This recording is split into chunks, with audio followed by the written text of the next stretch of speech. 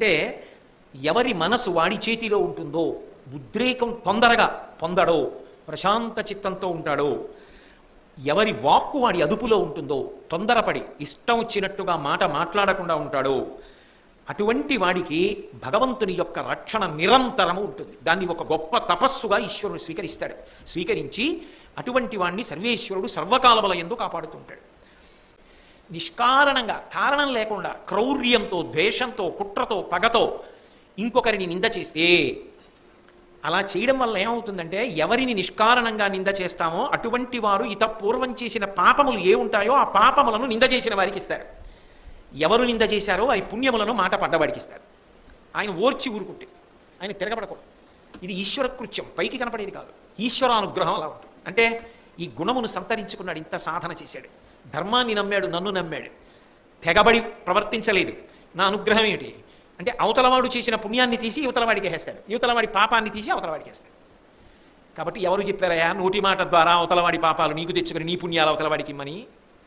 తిట్టానని నువ్వు అనుకుంటున్నావు, ఆయన తెగబడలేదు, ఆయన తిరగబడలేదు అనుకుంటున్నావు. తిరగబడక నీ పుణ్యాలు ఎత్తుకుపోయాడు, తిరగబడక ఆయన పాపాలు నీకు ఇచ్చాడు.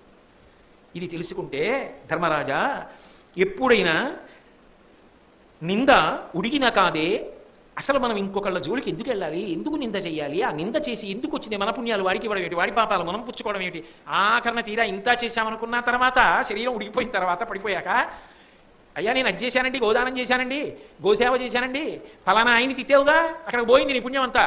అయ్యా నేను ఈ పాపాలు ఎప్పుడు చేయలేదండి, ఆయన్ని తిట్టావుగా, ఆయన పాపాలు నీకు వచ్చాయి, ఏమైపోతావు? ఎందుకయ్యా ఈ కోరి తెచ్చుకోవడం ఏంటి, ఎందుకు వచ్చింది ఇదంతా? నింద చేసి తెచ్చుకోవచ్చా ఇలా? కాబట్టి ధర్మరాజా చాలా జాగ్రత్త సుమా. నింద చేయడం తేలిక, చాలా తేలిక, నోటి మాటే కదా పెట్టుబడి ఏమిటి అనుకుంటాం, కానీ లోపల పోతుంటాయి. నిశ్శబ్దంగా లోపల కూర్చున్నవాడు చేసేస్తుంటాడు ఈ వ్యవహారాన్ని.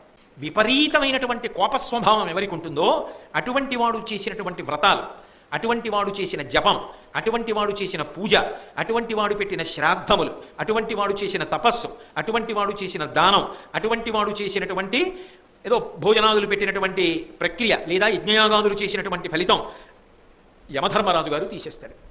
ఇప్పుడు ఈ పుణ్యాన్ని అడ్డు పెట్టుకుని అపారమైన కోపం కదా, చిన్న తప్పుకి పెద్ద పెద్ద మాటలతో శాపాలు ఇచ్చేసి అవతల వాళ్ళని పాడు చేస్తాడు ఈ పుణ్యబలంతో. కాబట్టి ఆ పుణ్య బలం ఉంటే దాని వలన వచ్చేటటువంటి భోగముల ద్వారా సమాజాన్ని పాడు చేస్తాడు తన కోపంతో. అందుకని వాడి దగ్గర ఉండడానికి వీల్లేదు కోపం ఉన్నాక. కోపం అన్నది అత్యంత ప్రమాదం, అందుకని వాడి దగ్గర ఆ ఫలితం లేకుండా చేసేస్తాడు యముడు. అది తెలుసుకున్ననాడు చెయ్యడం ఎంత ముఖ్యమో వాటిని రక్షించుకోవడం అంత ముఖ్యం. చేసుకున్న పుణ్యం ఎంత ముఖ్యమో పుణ్యం పోగొట్టుకోకుండా చూసుకోవడం అంత ముఖ్యమా? అయినప్పుడు ఇతరులను నింద చేయమని ఎవరు చెప్పాడు, కోపం పెట్టుకోమని ఎవరు చెప్పాడు? ఈ రెండు జాగ్రత్తగా పరిశీలించుకోకపోతే ఉంటాయా? పెనం మీద నీటి బొట్టు ఆవిరైపోతాయి.